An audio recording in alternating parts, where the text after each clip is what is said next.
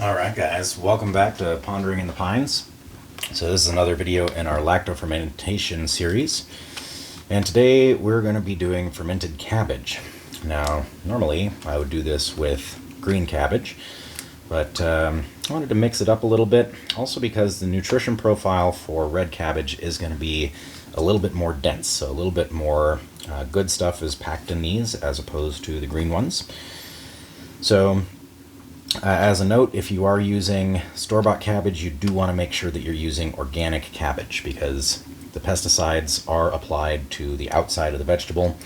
And if you're using inorganic vegetables, that fermentation process is not only going to make the nutrients in your cabbage more bioavailable, it's also going to make those pesticides more bioavailable. So buy organic vegetables for any fermentation products, or use things from your own garden. You'll definitely thank yourself later.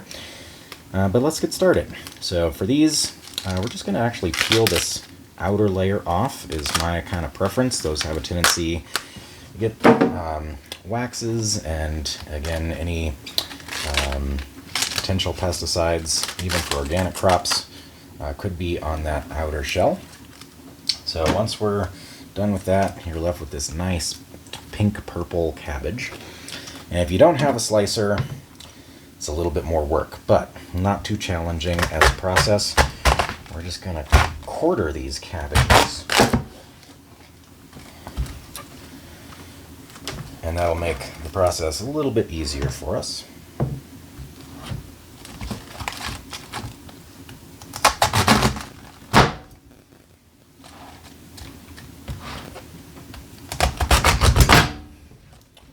Alright, so once we have our quartered cabbages here, give yourself enough room to work with for sure. And a lot of people really don't like this core. This is going to be real tough, real dense, and it takes a long time to ferment, and it's not super tasty. So my recommendation is that you go ahead and remove most of that from the inside of the cabbage. Kind of toss it over to the side.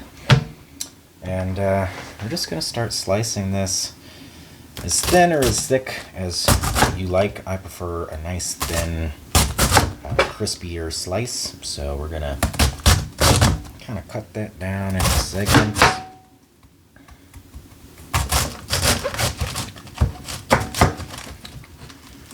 Now, if my mom was here, who was also one of the people that taught me about cooking, she would be very upset about my fingers being like this. So for knife safety, you do want to try and keep your fingers kind of bent in a little bit more.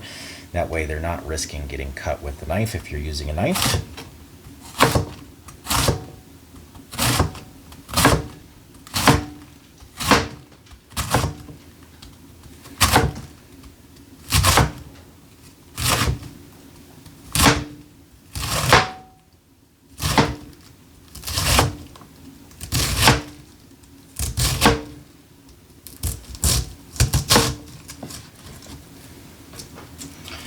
Alright, so that's our first quarter chopped up.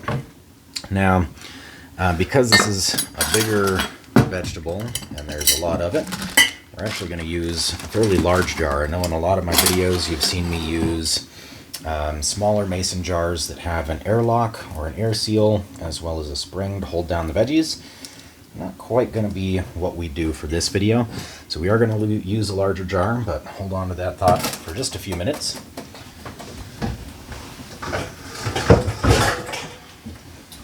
So fermenting cabbage varies from a lot of the vegetable ferments that we do, and not only in that you need a much bigger vessel for just one vegetable, but also related to the idea that cabbages do have a lot of their own internal water.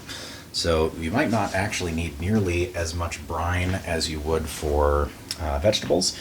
And to start this off, we're actually just going to lightly sprinkle some of our salt on the cabbage, and we're going to put it in this bowl in layers so that we can kind of cover everything with the salt, and that'll pull some of the moisture out of the cabbage itself, which hopefully means that we don't have to make nearly as much brine for our fermented cabbage here, guys.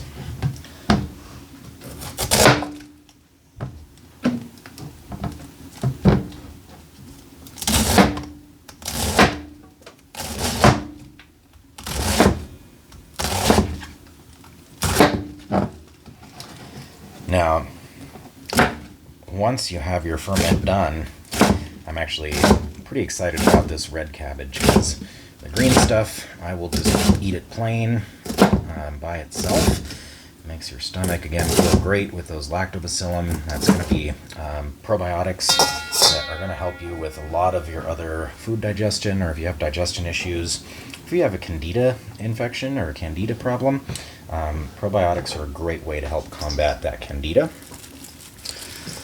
And a good source of prebiotics and fiber as well. So definitely worth spending a little time doing. So next layer of cabbage and salt.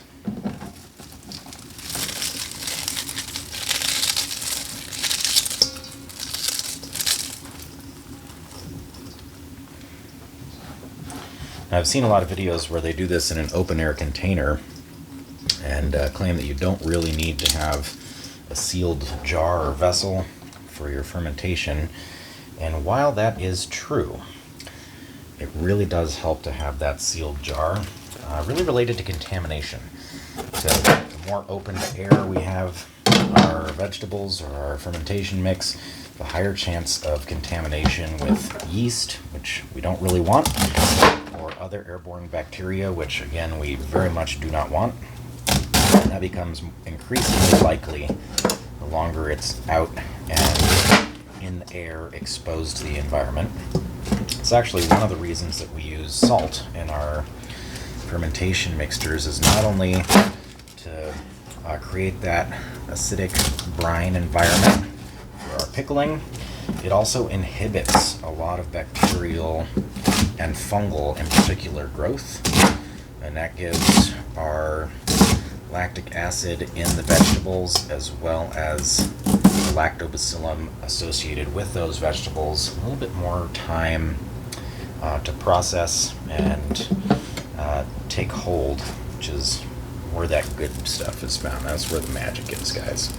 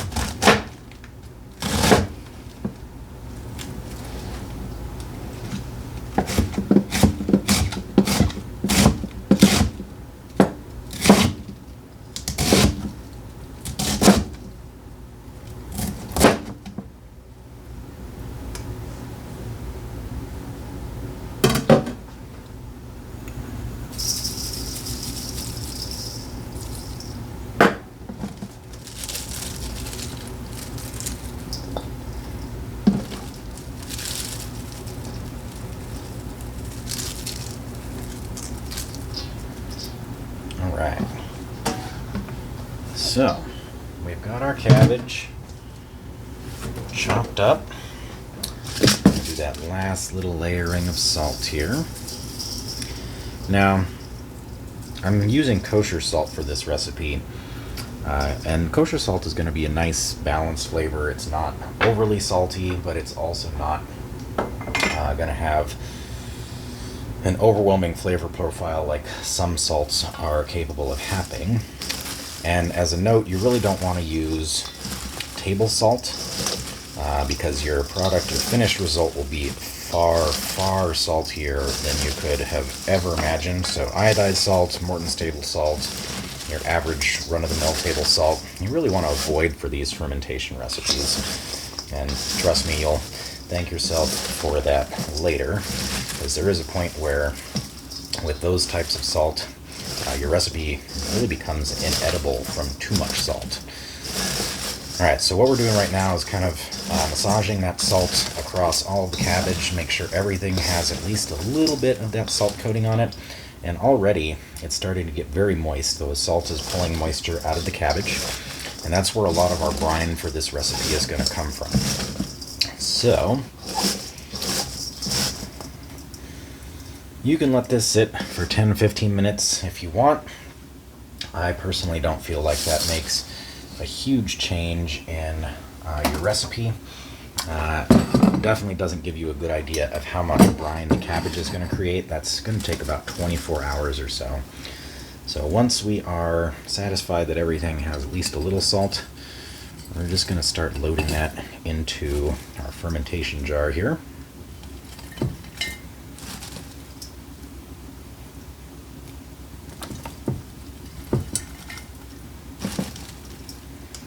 Now, one thing I can't stress enough, guys, is you do want everything to be clean. That includes your hands. Definitely wash your hands before you get started.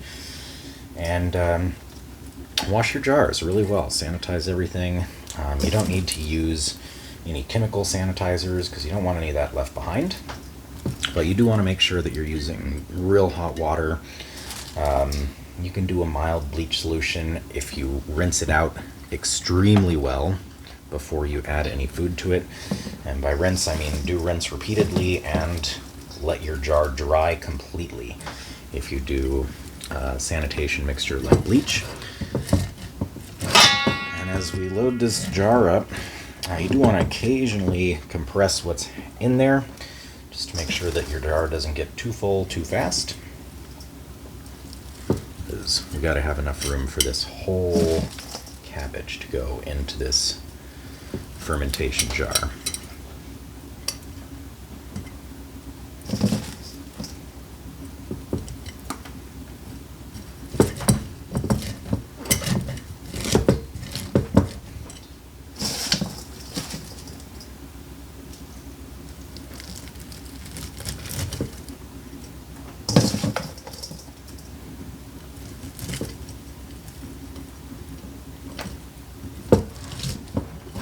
Now, because this jar doesn't have its own airlock, guys, an airlock is going to be, either a bubbler shaped material that's oftentimes also used in home brewing, or a couple holes punched in your lid that have a silicone cover. So these are really easy to buy. Amazon sells them. You can buy them at your average grocery store, King Soopers, Safeway. They all sell fermentation jars in with their canning supplies, and that is an easy way to get a very streamlined process going here. But because this jar does not have an airlock, I am going to have to burp this jar every couple days. So normally you can just let your fermentations go for the entire length of time that you're going to ferment. Generally, that's between 3 days and 2 weeks for a lot of these recipes. This one is going to require a little bit more attention. Every day or 2 days, I'm actually going to have to open up the jar and literally burp the jar so that any gases building up from the fermentation are released. And because of the cabbage that we're using here, because it's cabbage and not a vegetable with a lower moisture content, this is actually going to sit overnight before I add any additional brine to it, because my hope is that the salt is going to pull most of the moisture out of the cabbage, and this cabbage will actually create its own brine solution. So if we're lucky, that'll give us brine maybe up to the 3/4 full point. And if there's any extra space left over at the end, we'll definitely come back and fill that up with the brine. Again, for your brine mixture, you do want to be using a minimum of 1.5 teaspoons of salt per cup of brine that you're making. That gives you a solid foundation for making sure you're not getting any contamination in terms of bacteria or other fungus or yeast. All right. So last step in this video is really going to be our weight. And you've heard me talk about fermentation jars, how they have either a spring or a glass weight that goes inside and holds your veggies down. Now for this jar, I don't have a weight big enough, but there is a workaround for that, guys. Now this is not something I would make a big habit of, but if you're in a pinch, you can take a plastic Ziploc bag, just kind of feed it in there a little bit so that it's firmly on top of everything. covering all of your veggies. And to make our weight, we're just going to add some water to this, actually. So this regular tap water doesn't need to be anything special. And that tap water is going to give a weight to our vegetables, kind of push everything down so that it does end up being underneath the brine once the cabbage has produced its own brine. So you can season these fermentations with cabbages. I'm kind of a fan of a spicy cabbage fermentation. A lot of times I'll add a little bit of chopped jalapeno into these recipes. Mustard seed is also a pretty popular choice, guys. But now we have our weight on top. It covers over the cabbage. And as the cabbage compresses a little bit over the next couple days, I will add more water to that bag just to make sure that everything is being held down firmly. Finish jarring it up, and now it'll sit on the shelf for about 3 days before we give it a test. And about 24 hours from now, I'll make sure that there's enough brine in here, because if there's not, we do need to put additional brine in this mixture to make sure things ferment properly. Well, thanks for watching this video, guys. If you're interested in more in the fermentation series, check out my channel, Pondering in the Pines, or like and comment this video. Tell us what you'd like to see us ferment next. And we always appreciate those subscriptions, guys. It keeps us doing what we do. Thanks for joining.